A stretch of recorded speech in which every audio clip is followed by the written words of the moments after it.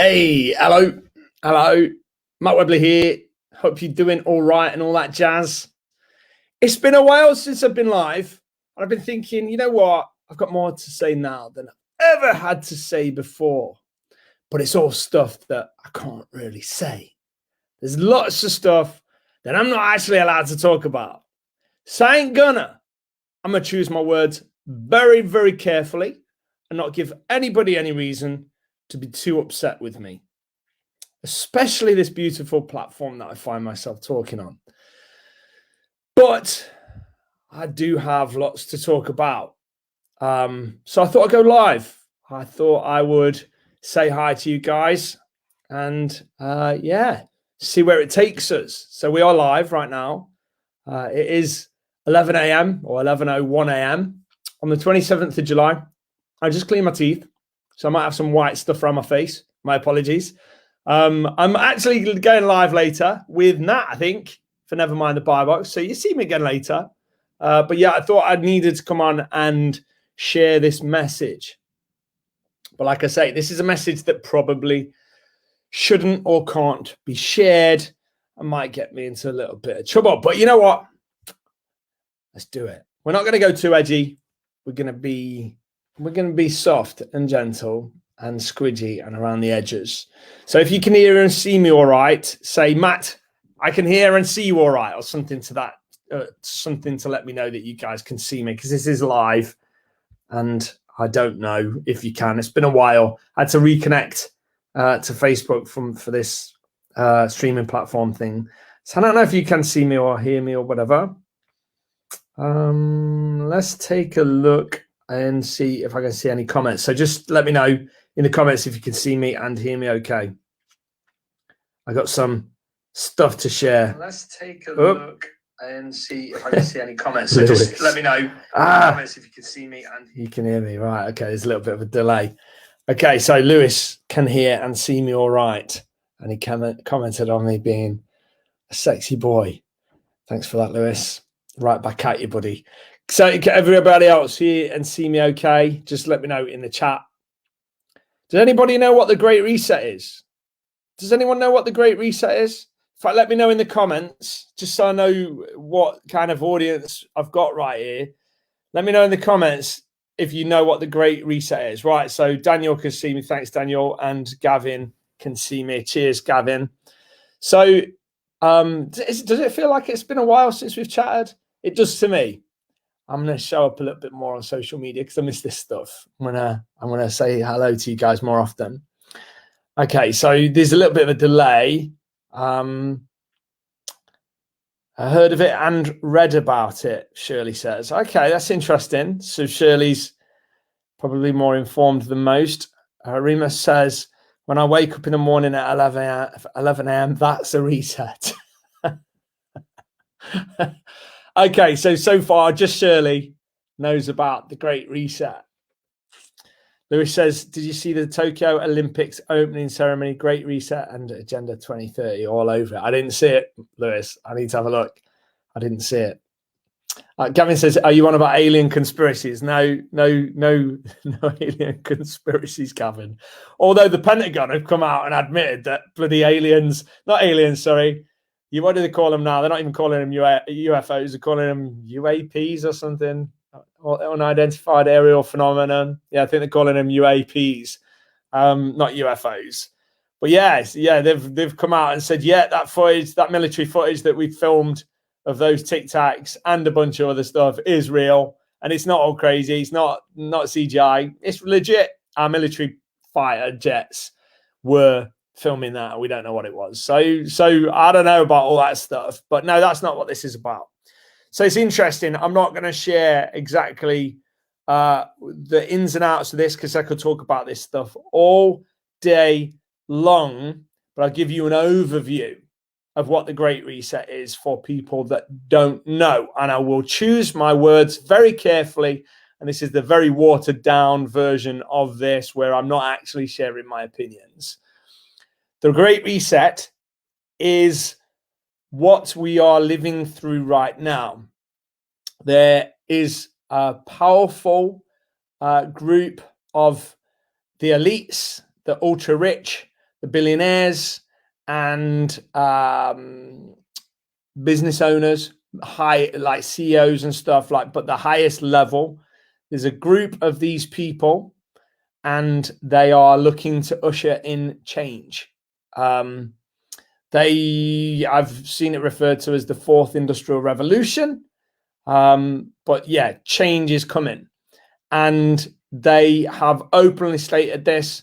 It's not hush hush, but it's difficult to share too open an opinion on these things if you want to keep your reach. So I'm gonna just tickle around the edges of this stuff for now, and I'm gonna tickle around the edges of it for now. But all I'll say is that change is coming. Change is coming whether you like it or not, because the world's most powerful, most influential thought leaders, political leaders, business leaders, the world's ultra elite royalty, powerful billionaires, they have all got their heads together, and they've all decided to sing from the same hymn sheet. And it probably is one of them things whereby this is going to happen with or without you guys. Do you want in? You'll benefit from it massively if you're in the inside. Or do you want out and you won't benefit from it at all? In fact, quite the opposite. It might be detrimental to your businesses or your political influence or your whatever, insert X here. So I'm choosing my words very carefully to keep this very mainstream narrative and tell you that change is coming, and the world's elite, and we'll call them that, are ushering in this change, whether you like it or not. So, yeah, Lewis says they want us to win nothing and us win nothing, own nothing. Yeah, I was going to say, he just corrected it. Lewis says they want us to own nothing and be happy. Yeah, so what he's referring to is the World Economic Forum, which is a centerpiece of this global elite, have openly put out marketing materials, we'll call them that said by 2030 you will own nothing and you will be happy. That is their message to the world, and that is the global elite, and the most powerful people in the world are moving towards that agenda. We're going to keep conspiracy out of this. I'm just talking facts so far. Every year, the World Economic Forum meet in a place called Davos, and with their leader, I don't know if he's classed as a chairman or what, Klaus Schwab, they talk about stuff that's going to affect all of our lives.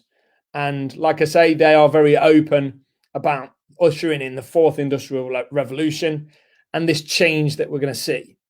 So I've been talking a long time, never in these terms. This is the first time I've come on camera saying stuff like this, but I've been talking about this window of opportunity that is closing.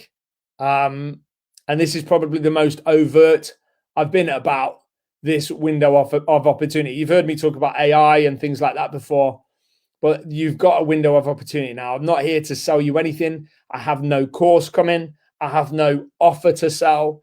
This is just me talking around the edges of a topic that I have studied and I'm very interested in. So before we get stuck in, let me see what you guys are saying. Project Bluebeam Alien, Lewis says, invasion to unite the world and bring in one world order. Lewis is very researched on topics of this kind, I see. And you know what I'm going to get, Lewis? I'm going to get a hat, and I'm going to cover it in tinfoil, and I'm going to wear it on these things just to bring a bit of lighthearted humor to these kind of conversations. But Shirley says, let's hear your opinion on it. Gavin says, one economy? No, not quite. Shirley says, the more you think about it, the most it's not a stretch to link it to something that I'm not going to mention. Rimmer says, how you know what Global Elite are doing? Are you in the circle? Someone leaking info?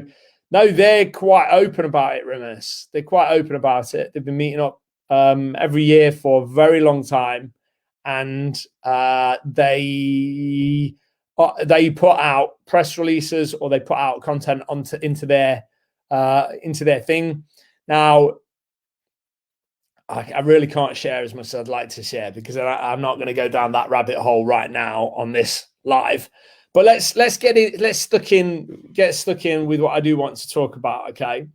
And that is the title of this live. Now, again, I must reiterate, I'm not here to sell you anything. I'm only here to help you, as I've always been. Like, Secret Wealth Project was set up, I don't know how long ago it was now, maybe 5 years ago now, to help you guys get a foothold in building an online income, building your own, maybe your first business, or maybe diversifying your income into multiple income streams, whatever it was. But it was all about bringing you freedom and all about helping you start your own business and all that stuff. And the goals have not changed, even though Secret Wealth Project as a group, as it is, has kind of moved towards more Amazon-based income streams, although not in its entirety. And I would like to start bringing a more rounded approach back to Secret Wealth Project to make it not just about Amazon, but about other stuff. But it's always had the same goal, to help you guys get started, to help you guys build a business online. But anyway, let's go back to the title of it, and that is, your life is about to change, and most people are sleepwalking into financial apocalypse. And I believe this more now than ever. Now, I'm not talking about the impending economic decimation that the stock markets and the property markets and everything else is going to face, and the economy as a whole is going to face. I'm not talking about that. I'm talking about something else. But your window to succeed is closing every day, and you are running out of time. I've got some notes if you see me looking down. I just got some notes written on my screen. So I want to talk about how to survive and thrive during the next economic transition, or the Great Reset. And when I say the next, it's happening right now. Whether you like it or not, whether you see the bigger picture, whether you see the pieces moving, the Great Reset is happening, whether you're aware of it or not. If you just stare mindlessly at your TVs, then you probably almost certainly don't know about this stuff. But if you go searching for information on the Great Reset, then you'll find that Matt's not a conspiracy theorist, at least not in this case. And this is a thing, and this is happening. And it's the Davos elite that are ushering in this change. Now, bigger picture, does change need to occur? It does. It does. Unfortunately, the trajectory of the world right now is unsustainable. Now, I'm not talking about the global population. I'm not a eugenicist. I don't believe that we need to decide who lives and dies for the sake of the world. And I'm not talking about climate change either, whether you believe climate change is something that's going to threaten us, or whether it's not, or whether it's even real. We're not talking about that right now. And we are choosing all of our words very carefully. So anybody watching this can see that Matt is trying to remain firmly on the fence about such matters. But there's one thing that's a fact.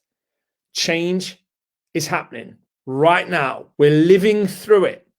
So if you go back to like the early 20th century, we had world wars and major shifts happened, not just during the wartime. I'm just talking about there was major stuff happening and lives were turned upside down. Well, that's happening right now, whether you feel it or not, whilst you watch your Netflix and you watch your YouTube videos and you play on your PS5. And yes, I do all of the above. Whilst you're doing that, or maybe when you're staring at that zombie glowing box in the corner with all that nice little BBC programming fired at you. Again, not laying judgment on anyone. Maybe you can read between the lines and see how I feel. But Whether you're looking at the zombie box or you're finding your news and entertainment and other things elsewhere, the fact remains, right now you feel comfortable because bullets aren't whizzing past your face and your friends' legs aren't getting blown off like maybe in wartime. But this is a change that's going to be as significant as those times, and it's happening right now. The world is changing and a reset is coming. So what do I mean by this? Well, some of the things that are happening, that if you just stare at your zombie box in the corner of the screen, that glowing square that tells you what to think, what to watch, and what to do, then you might not be aware of this because they tell you what they want you to know. And you have to know how to search a lot of this information out. You might still find some of this stuff in mainstream big tech controlled social media platforms. We might have to know how to do a little bit more research, but this thing is open, and most people will know this stuff, albeit you might have to search it out. But central banks are pumping money, and I'm going to use that because it's not money, it's digits on a screen, but they're pumping money into the economy at record-breaking rates, right? That is happening, right? Boom, money, money, money, money, money, money, money, money, like that, money. Massive amounts of printed money. It's not printed, it's digits on a screen. Printed money. You could argue it's not even money. You could argue it's printed currency that's actually just digits on a screen. But again, conversation for another time. But central banks around the world, the Fed being a big perpetrator of this, are pumping money into the economy at record-breaking rates. Now, why would you even care if they're just creating money out of thin air? Because what it means is the money that you earn, the money that you've saved, the money that you've got is being inflated away. So what do I mean by this? Let's say your life savings were, and I know most people probably won't have this, but let's say your life savings were £100,000, and maybe you're a retiree, or maybe you've just done all right and you've got £100,000 in the bank. By them printing money, what happens when there's more money, and I say money, when there's more money, but there's not more goods in the economy, right? So nobody's creating more things that people desire, but there's more money, right? What happens? All of a sudden, prices go up, because if you sell a luxury yacht, for example, or you're a house builder, or you're a whatever, even a grocery seller, a supermarket, and there's more money buying assets and buying stuff than there is stuff to sell. And what do you do when you're about to run out of stock? You've got 10 things. What do you do when there's 20 people wanting those 10 things? What happens? You might sell 8 of them, and then you go, I've only got 2 left. Let's put the prices up. Up go the prices. Inflation, right? This is happening at asset level. It's happening at commodities level. It's happening at every level. More money is less, and your money is worth less because there's more money chasing goods and services, chasing assets. So your money doesn't go as far. So house prices increase, commodity prices increase, food prices increase, everything prices increase, used car prices increase, new car prices increase. That conservatory you were going to get for your house that you could have bought for $5,000 a couple of years ago is now 7.5 or 10. Everything goes up. More money, assets especially. So a lot of it ends up in the stock market. And this is partially one of the reasons why money printing is happening at the level it's happening, because they are trying to falsely prop up the stock markets and the property markets and asset bubbles. They're They're trying to keep them propped up. They're trying to not let them go bang. Until arguably, bang by design, which may usher in what they're looking to usher in. Okay, so again, choosing my words very carefully. Choosing my words very carefully. We're talking about something that's of great interest to me. So central banks are pumping money into the economy at record-breaking rates. I was just hearing it on the news yesterday on the radio. They were saying that what we've spent for this period of the last 18 months, I'm not going to say the word, what we've spent for this last period of time, last couple of years, since things went crazy, is going to take decades to pay back. This is what they were just saying on the news yesterday. Well, they're not stopping this money printing. And what's happening? Why is the economy? Why have we seen things that would, again, I'm choosing my words carefully to not not do stuff. But why have we seen such an awful period of time over the last 18 months or so due to stuff? Why have we seen that stuff happening with businesses closing and everything going to crap? Why then is the stock market at all-time highs? Why is the housing market at all-time highs when everything has gone to poop? Well, you can probably point a big chunky finger at the pumping money, the printing money that's been happening partially to prop up these asset bubbles until a time that suits certain people for them not to be propped up anymore. But interest rates are super low, which adds to that, but they can't increase rates. And inflation is super high. So that cost of living is going up. Those asset bubbles are inflating. Everything is crazy. To say what's happened over the last 18 months, you would expect the economy to be decimated. You would expect assets prices to be decimated. You would expect everybody to be running for the hills.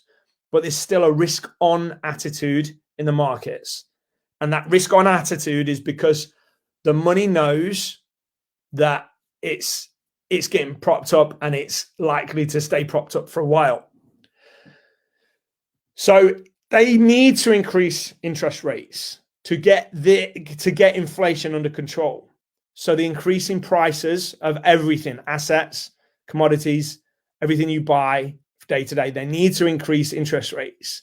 Under normal economic conditions, they would increase interest rates, but they can't increase interest rates because if and when they do that, the whole house of cards comes crashing down around us.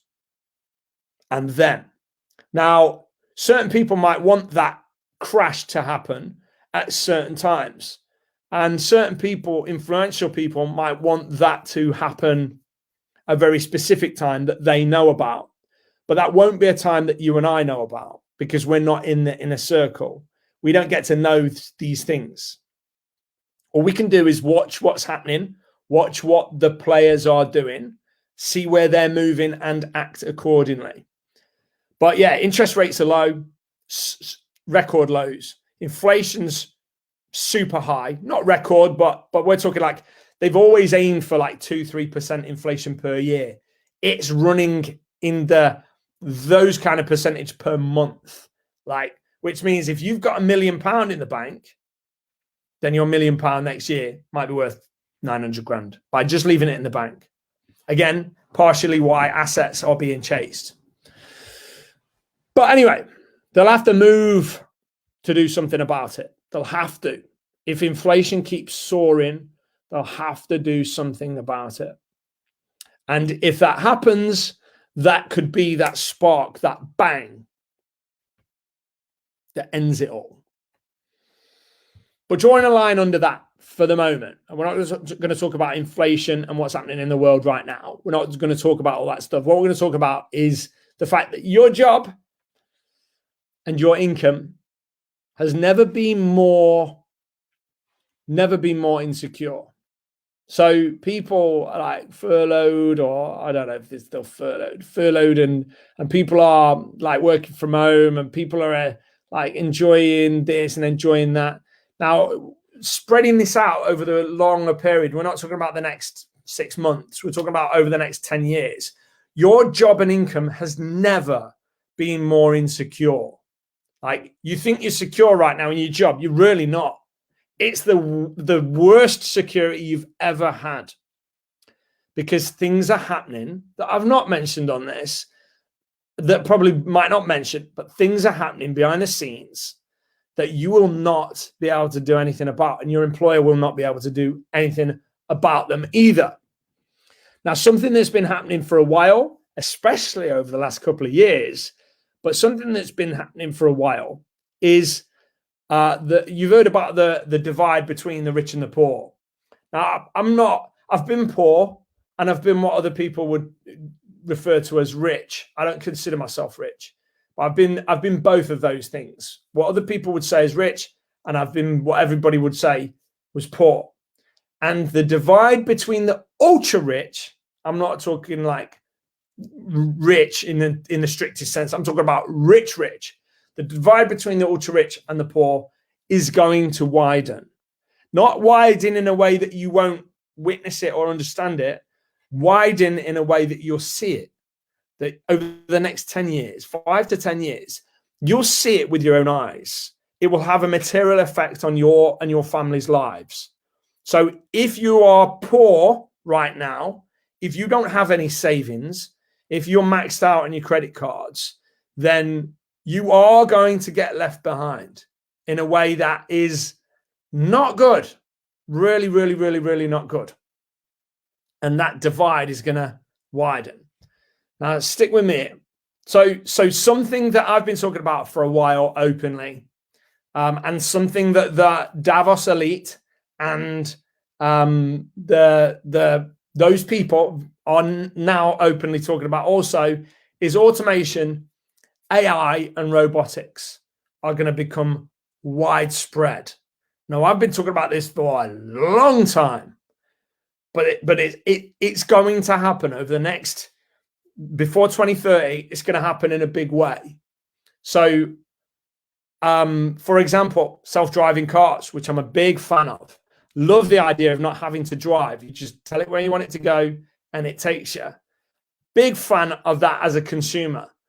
But if you've got a lorry transport company, or if you're a taxi driver or a bus driver, or you're a lorry driver and you're working class, just earning a living, and you're a driver, well, your job is going away. And I saw estimates that it's a third of the world's workforce that are drivers, that drive for a living. My dad included. My dad, before he retired, was a taxi driver. Taxi drivers are going away. Lorry drivers are going away. Delivery drivers are going away. All of these things are going away because, and again, it needs to happen. I'm not saying it needs to happen as in the jobs need to go away, but cars need to keep progressing. When cars become 1 million times safer than a human driving it, then I think at that point you should probably only drive on a track. So you drive on a go-kart track, drive on a track that's made for driving on tracks, but it will be like going in a retro arcade. Like, you'll do it for fun. You won't do it for travel. Cars will drive themselves. And that's going to happen over the next 10 years. That is going to happen before 2030. Now, I'm not saying that there won't still be an opportunity to drive during or slightly after that period. There probably will be. But at some point, they will be safer to drive themselves than for you to drive them. So as a business owner, think about it. If you're that transport company owner, and your planes are safer to fly themselves, and your cars are safer to drive themselves, and your lorries are safer to drive themselves, and your trains are, because the AI that's in them, why would you then pay somebody, a human, that could potentially make mistakes, that could potentially fall asleep at the wheel, that could potentially bump your lorry or whatever, or needs paying, even just needs a wage. Why would you do that? You wouldn't do it. You wouldn't do it. And they're not going to do it. I watched a video. I watched two videos, actually. One was BMW's factory, they're making cars. And another one was Mercedes factory, them making cars. And I can't remember which one was which. I think it was BMW. I was surprised by how automated, Mercedes. I think it was Mercedes. Their factory, crazy automated. And I was surprised how not automated the BMW factory was. Maybe they had automations behind the scenes and just showing the workforce. But like, who's going to want a human to build your car, for example, when a robot will do it more accurate, get it perfect? You don't have to get panel gaps. Nothing creaks and squeaks. It's just perfect every time. Why would you pay a human a wage to create you an inferior product that your customer is going to be less happy with?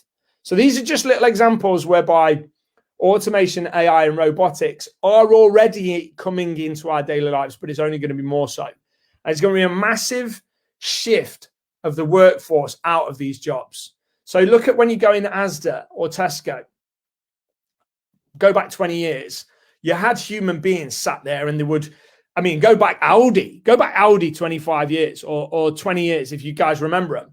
They used to have the best paid checkout staff in the universe because they used to be like this, like they used to manually enter numbers. Now Audi's obviously got the scan things. Even I think Audi might even have the self-scanning now. I think Lidl do.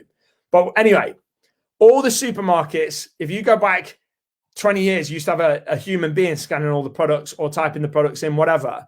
And now you've got like 25 robot tills where you self-scan to like one human member staff or something like that. It's crazy. I went in Asda the other day. It's crazy.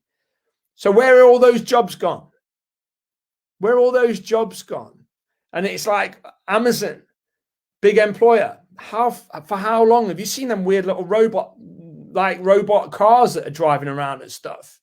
Like those things are driving around, picking stuff up. How long until there's nobody working at Amazon anymore? And again, a robot picker and packer or automated system does it for you. And then an automated robot delivery system. Think about it. This stuff's happening right now, and there's a big push for it. There's a big push. The smartest minds in the world are working on AI. And we're seeing automation and robotics in our daily lives. If you drive a new car, it was built partially, at least, by a robot. If you went to Asda and did a self-scan thing, yeah, it's simple. It's not AI, but you self-scan something. Call it a robot, call it a computer, call it what you want. But they didn't have a human being scan your stuff. So that's a one less job.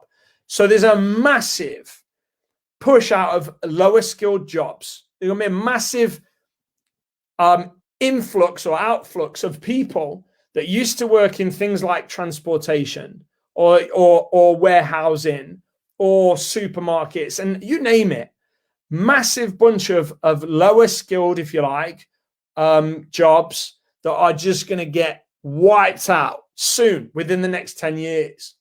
So you think that's not going to affect you? Maybe if you're 80 and you're not expecting to live till 90, maybe it won't affect you that much.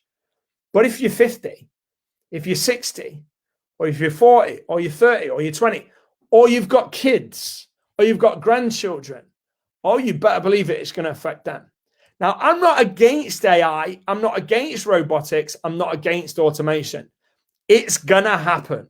My point is not to fight it. It's to accept it. Automation, AI, robotics is happening. It's been long coming, but it's happening right now. Over the next 10 years, it's really going to get a big push. Over the next, expand that window out to 20 years, 25 years, you're going to have full general AI. What does that mean? It means your doctors aren't doctors no more. You might go to your doctor because you're like a human being, because you're a bit prejudiced against the robot doctor. But most people, when it's, even if we're talking the state employing doctors, most people are going to want the best doctor And if some robot can scan you, or some system can scan you or something and tell you exactly what's wrong and give you the pill without you running about, you just go press a button, or not even press a button, just sit in a room. It scans you. Yeah, this is what's wrong. Gives you the pill. Why are you going to have a human guessing? So even these safe jobs like doctors, lawyers, architects, they're going away on a longer time horizon. But we're not talking 100 years. We're talking a lot shorter than that. We're talking whereby if I live to a normal age, it's going to affect me. My daughter, it's going to affect her life. It's probably going to affect you, whoever you are, whatever age you're at. Unless, like I say, if you're 85 and you maybe you're in ill health and you're expecting you've got a couple of years left, turn this off. You don't need to even pay attention. Automation, AI, robotics is coming. It's a big push. That. Now, how do you deal with this? And this links back to the fourth industrial revolution, the Davos elite. How do you deal with this? How do you deal with this mass unemployment?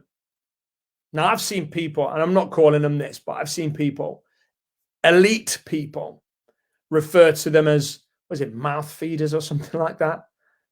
I think somebody will have to say mouth feeders. But I've seen people in the elite circles, not all of them, of course, but I've seen some statements online, whether they're true or not. I imagine they are, but whether they're true or not, I don't know. I've seen some people refer to general population as, I think they say mouth feeders. You'll have to correct me if I'm wrong, but something like that, something derogatory. But they basically, imagine this, right? You've got no skills, right? You've got no skills. You've got no assets. You've got no money. You've got no business, and you add nothing to society. When automation comes in and robotics comes in, what's a government's incentive, or what's the global elite's incentive to keep you around? Like, what's the point? What's the point? Now, I'm not going to go down that rabbit hole too much, but what I'm saying is, look, their solution for this mass unemployment that is coming is something called UBI. So this is the solution that I see talked about a lot online. I don't know if it's the World Economic Forum solution, but I've never seen it in their context. They might say this, I don't know, but UBI is coming, right? Because nobody's come up with anything better. So when you've got a person that used to peel eggshells, they used to work in a factory peeling boiled eggshells to put in your boot salad.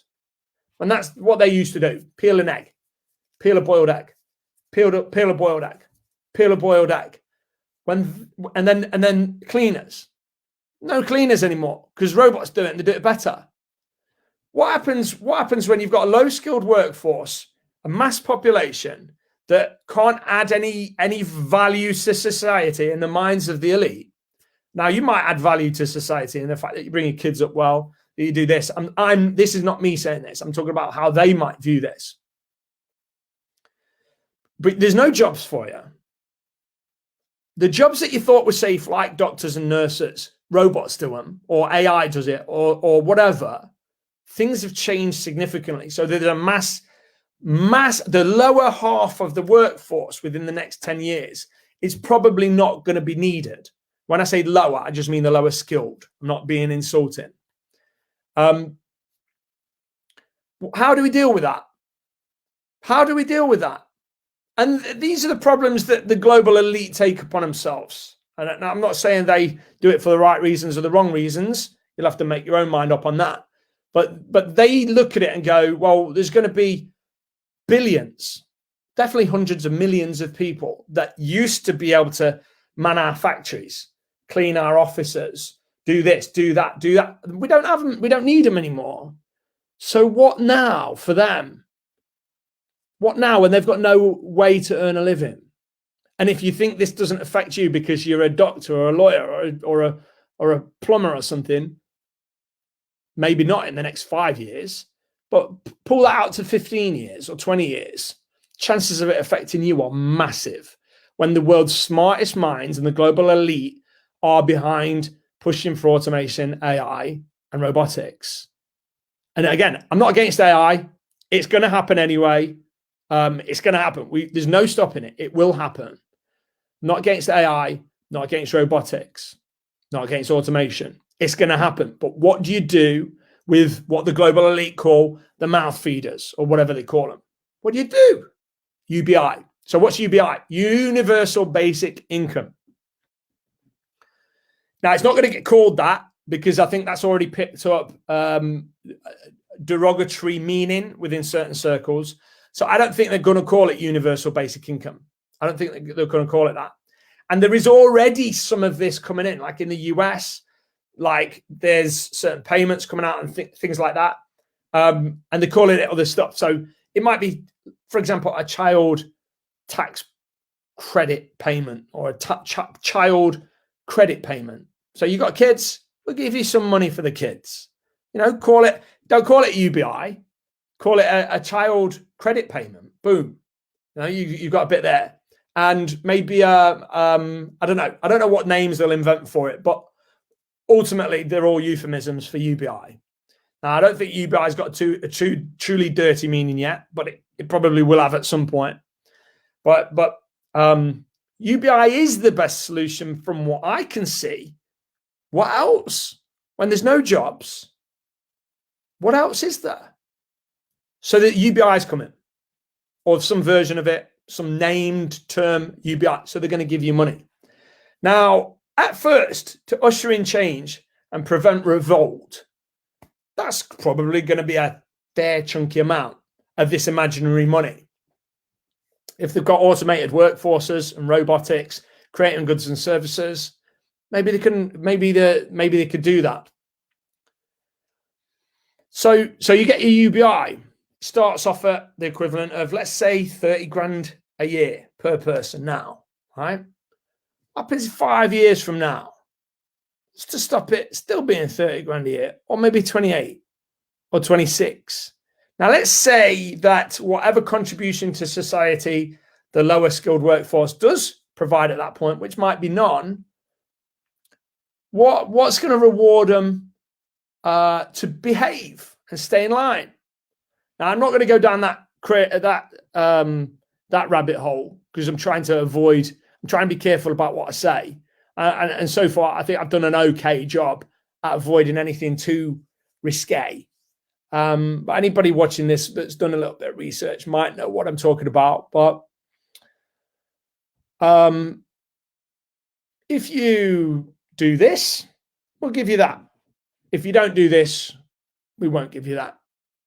Okay. So those that are I've been looking at this stuff. I know what I'm talking about. Everybody else will be scratching their head going, what the heck is Matt talking about?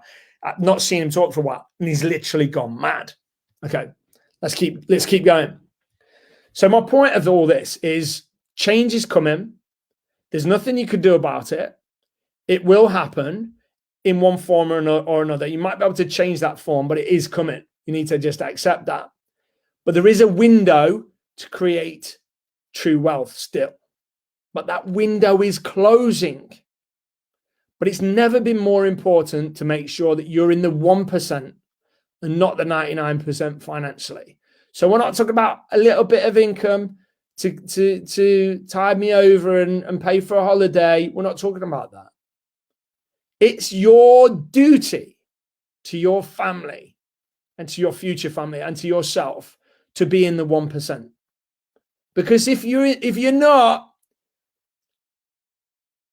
do you really want to be in that, what I was just describing, whereby the elite are saying, what value do they bring again? And how much are they costing us in production? Like, if like you and me, don't try and judge how other people think based on how you think. Just because you see all humans as, you know, a life and something to be like cherished and something to be celebrated doesn't mean that they do. Right. So it's never been more important ever to make sure you're in the 1% and not the 99%.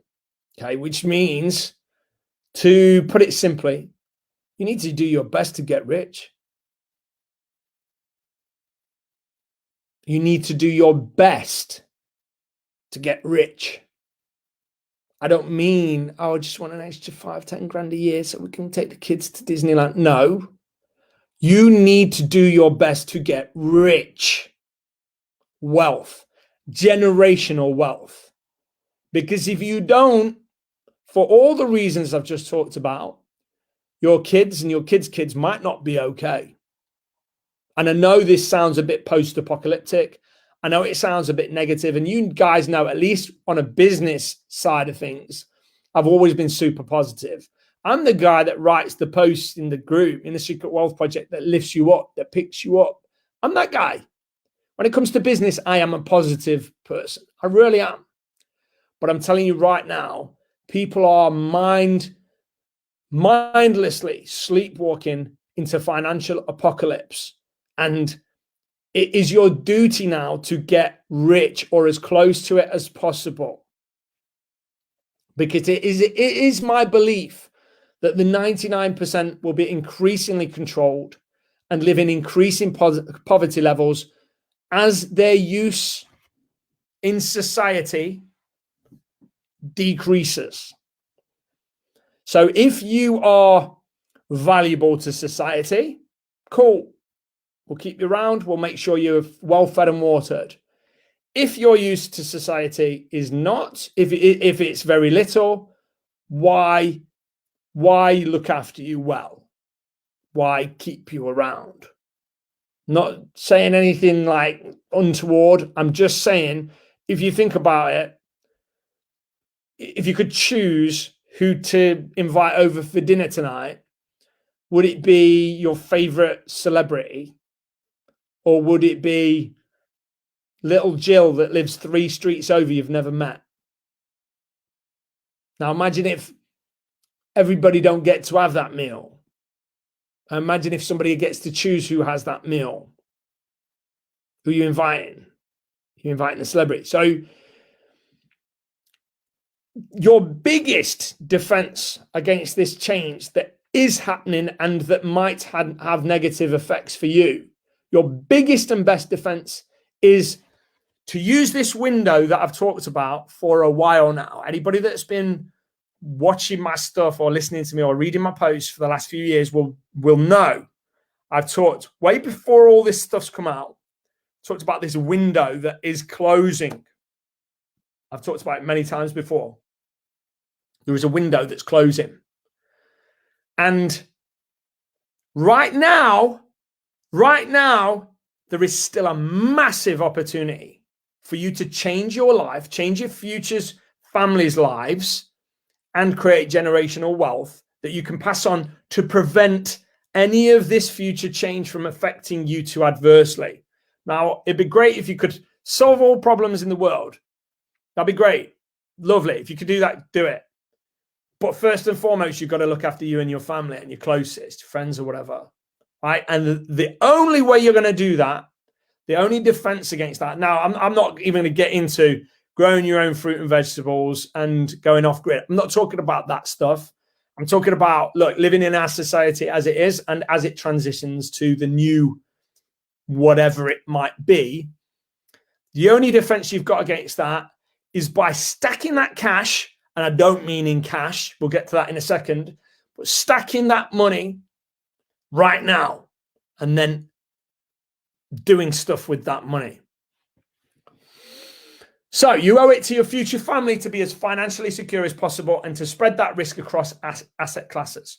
So this window that I've talked about, this window of opportunity you've got that's ever closing, you've got to make your money right now because your kids, maybe even your kids, depending on their age, won't have the same opportunities you've got right now. I'm not saying they won't have any opportunity. I'm not saying they won't have different opportunities. They will. For the smartest, for the luckiest, for the most, I don't know, whatever, they will still have opportunities in the future.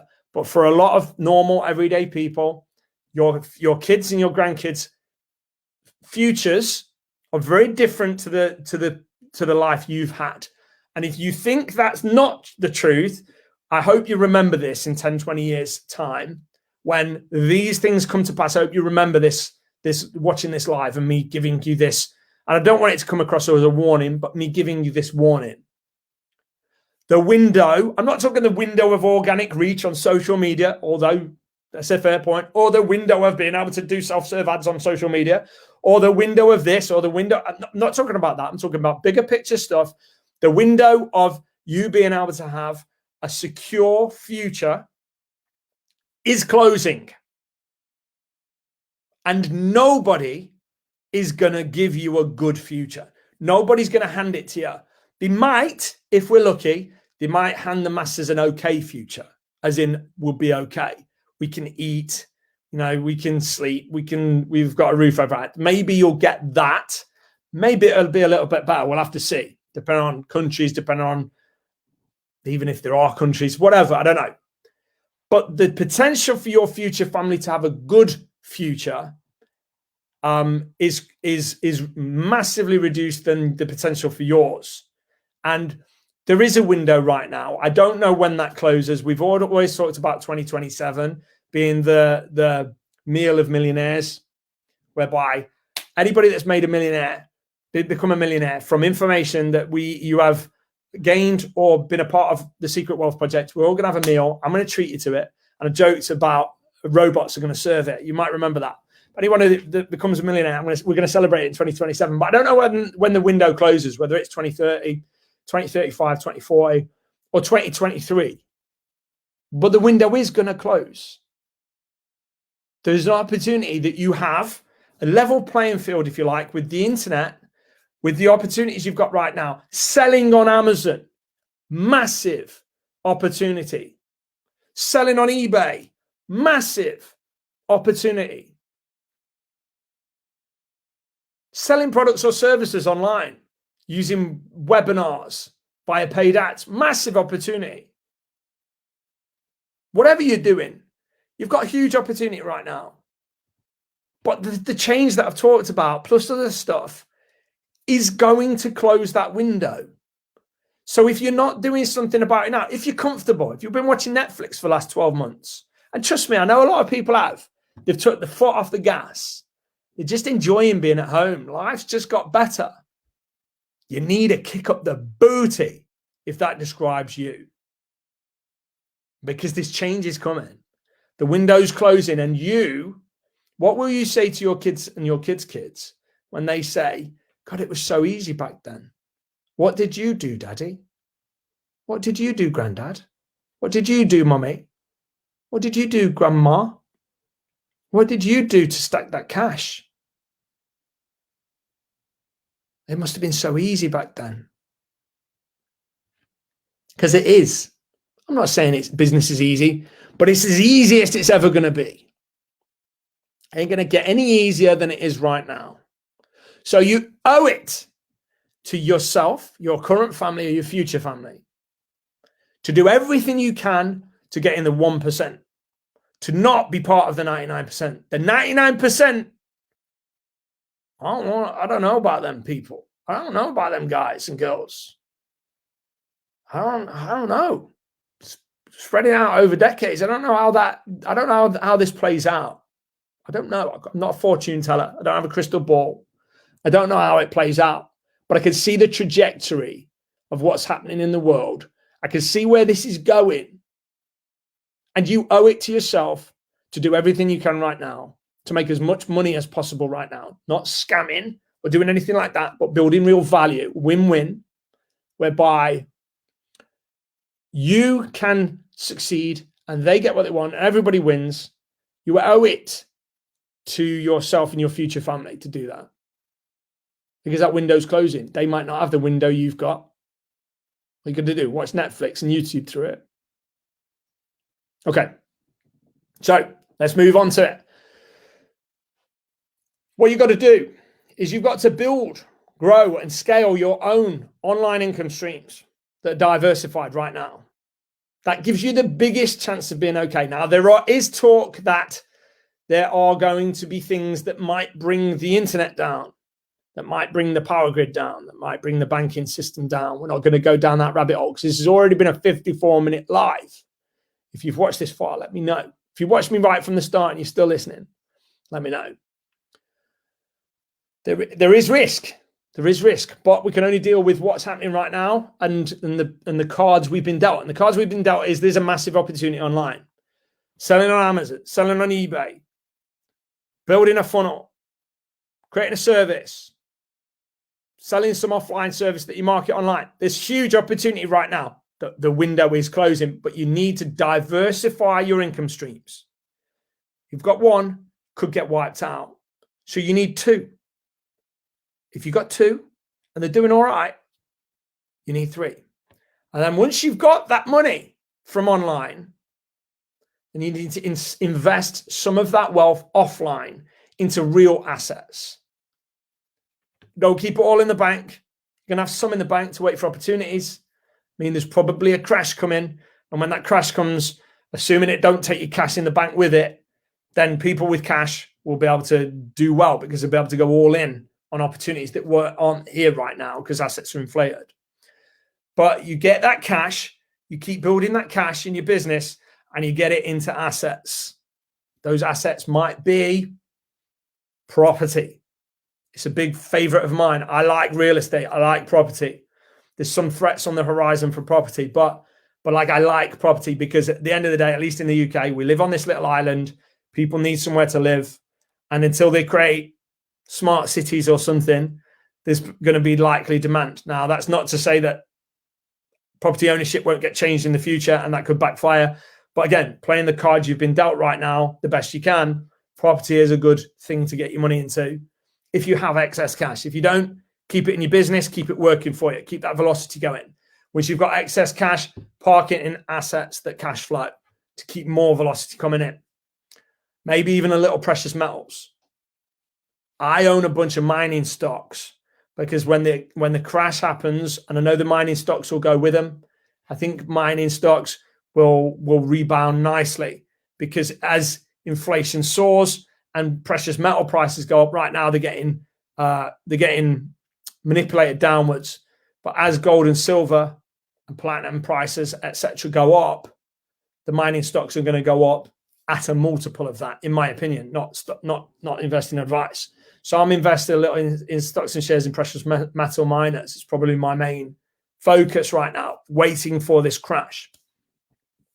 Real world businesses, buyer kennels, somewhere that people need to put the dogs or something, or I'm not saying kennels, but you know what I mean. Get into real world businesses that have offline cash flows. Get it into stocks and shares.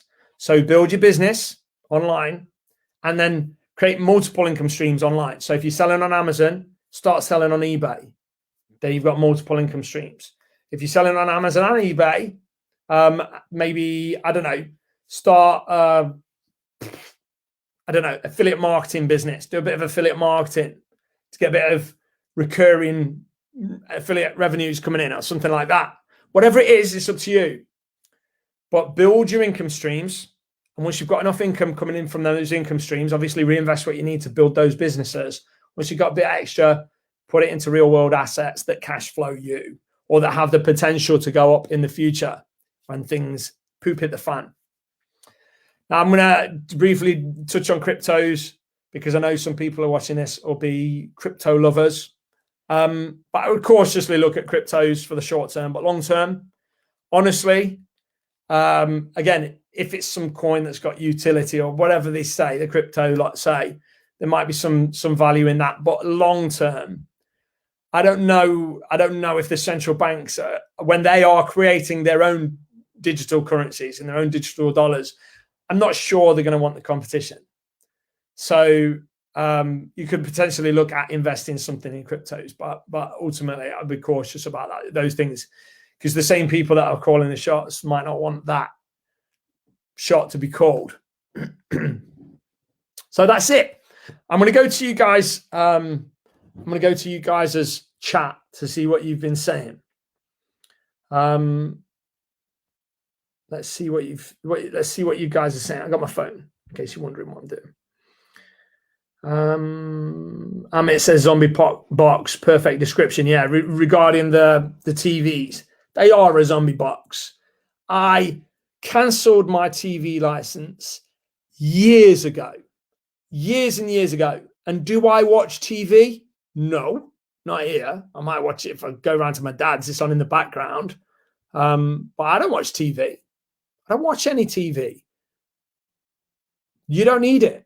You don't need it. I'm not saying you should be working 24/7. Netflix, YouTube, Amazon Prime Video. You've got lots of ways to entertain yourself at home. PlayStation 5.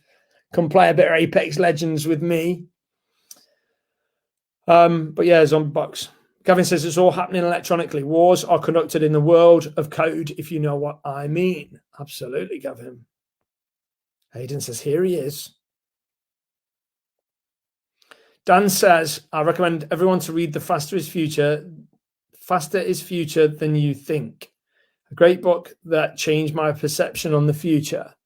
Yeah, I'm going to say that didn't sound right. The future is faster than you think, he says. Yeah, I'll have to have a look at that.